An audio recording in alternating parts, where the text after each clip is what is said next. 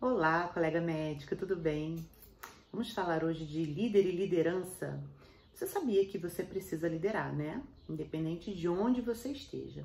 O médico sempre vai ser o líder da equipe, seja dentro de um plantão, seja num consultório, seja numa cirurgia. E a liderança tem que estar dentro de nós. E eu sempre ouvi e concordo plenamente com essa frase, que um bom líder é aquele que forma outros líderes, né?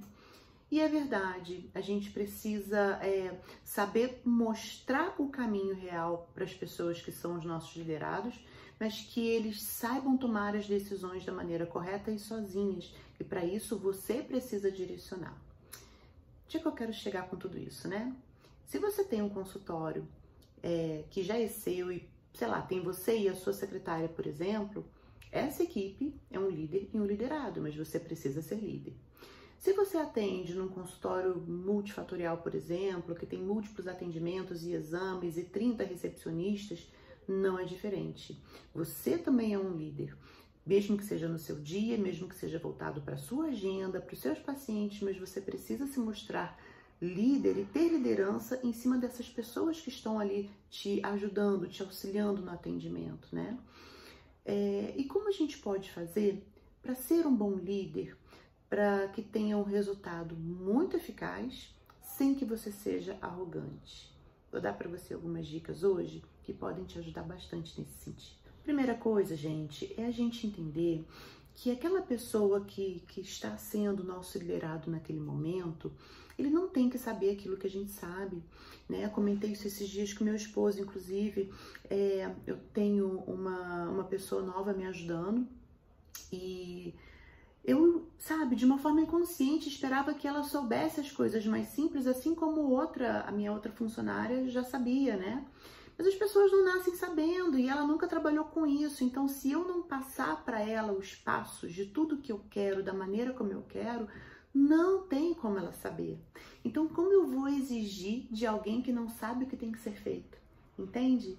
Que sejam coisas simples, por exemplo, um atendimento telefônico, uma marcação de consulta, um atendimento com o paciente no balcão, né? Teve um dia que eu cheguei e já tinha uma paciente sentadinha ali aguardando para ser atendida e ela estava no computador e ela não tinha trocado uma palavra ainda com essa paciente. Eu falei assim, gente, como assim?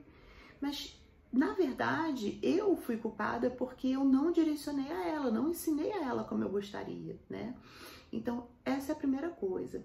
Seja detalhista no que você quer, no que você espera do seu liderado.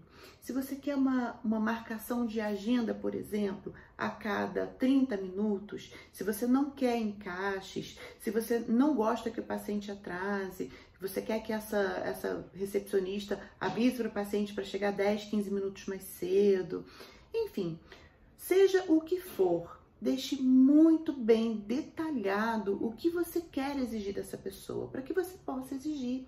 Porque não adianta você esperar que ela faça da maneira correta sem ela saber como tem que ser feito. E aí, como eu fiz essa autoavaliação, vale para você também. Com os erros que surgirem, faça uma autoavaliação. Será que esse erro realmente foi culpa dessa pessoa que você esperava que fizesse da maneira correta? Ou será que o erro foi seu? Será que de repente faltou liderança aí? Então é muito importante a gente ser humilde o suficiente para entender de onde está vindo o erro, porque a gente não tem como cobrar de alguém algo que a gente não ensinou. A gente precisa ter isso em mente. Talvez os erros que surgirem sejam um problema nosso, uma falha nossa e não da pessoa que está sendo liderada. Uma coisa muito importante é você fazer com que a sua equipe entenda o que você está fazendo de uma forma geral no seu atendimento. Por exemplo, você é ortopedista, você lida com pacientes que chegam até você com dor. Então, esses pacientes não podem ficar muito tempo ali na recepção te aguardando, porque eles precisam de um atendimento mais rápido mesmo, mais ágil, para que você possa aliviar a dor que eles estejam sentindo. Na maioria das vezes é assim. Então, que essa pessoa que vai te auxiliar, a recepcionista, né, a atendente que estiver ali te auxiliando, que ela entenda que esses pacientes, talvez eles sejam um pouco mais rabugentos, um pouco mais impacientes, por conta da situação que eles estejam vivendo naquele momento. E aí cabe a ela saber lidar com essas situações.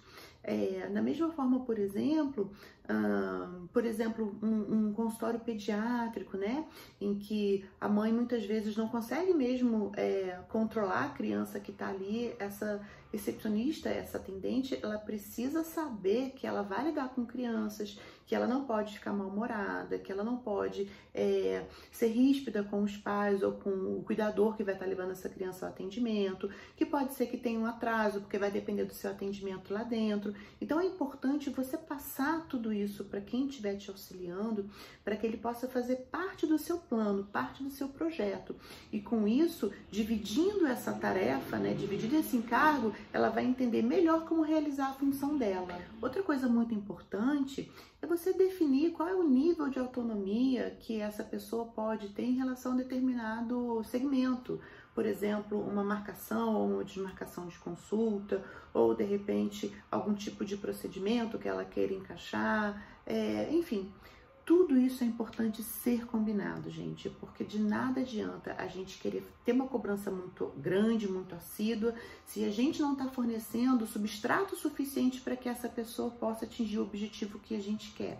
A gente precisa cobrar, mas a gente também precisa oferecer para que essa cobrança seja digna, seja justa. E uma coisa que eu aprendi com meu mentor, e funciona muito, são as reuniões de pé.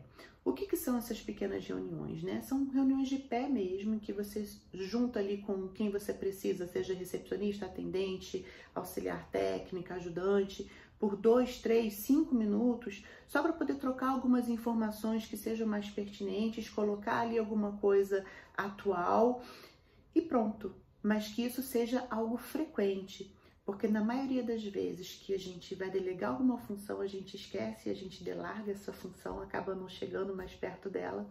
A gente se esquece que a equipe funciona muito bem enquanto equipe, então você precisa saber liderar e saber estar próximo. E você precisa ser amigo dessas pessoas, amigo de verdade.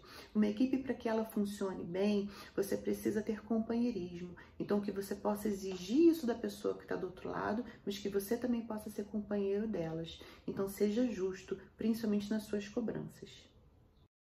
Valorize seu CRM.